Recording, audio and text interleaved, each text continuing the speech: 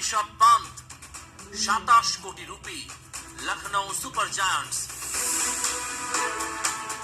Shreyas Iyer 26 crore 75 lakh rupee Punjab Kings.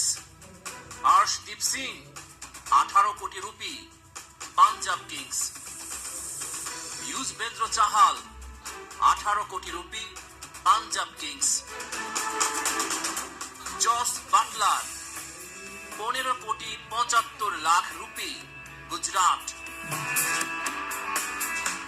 Lokesh Rahul 14 crore rupee Delhi Capitals.